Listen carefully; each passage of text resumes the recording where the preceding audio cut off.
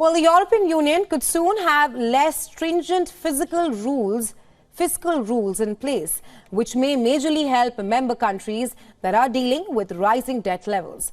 The initial deal struck by EU lawmakers will provide more time to member countries to fight rising debt levels. Many argue it could also incentivize public investments in climate, industrial policy and security. The latest revamp of the rules, the Stability and Growth Pact, came after some countries racked up record debt during the pandemic. EU countries and European Parliament will need to formally endorse the deal before it can take effect in 2025.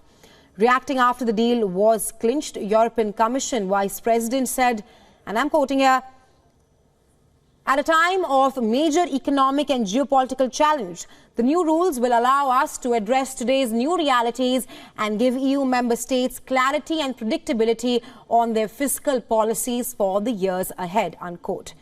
He added that the rules will improve the sustainability of public finances and promote sustainable growth. The new rules set minimum deficit and debt reduction targets that are less ambitious than the previous figures. The revised rules allow countries to reduce their debt on average by 1% per year if it is above 90% of GDP.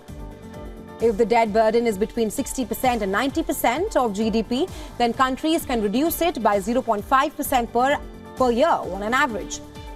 Countries with a deficit above 3% of GDP are required to halve this to 1.5% during periods of growth. Defense spending will also be taken into account when the Commission assesses a country's high deficit. The new rules give countries 7 years instead of 4 to cut debt and deficits starting from 2025. Notably, a member state would rather not be obliged to reduce its debt to under 60% by 2032 as long as it is on a plausible downward path.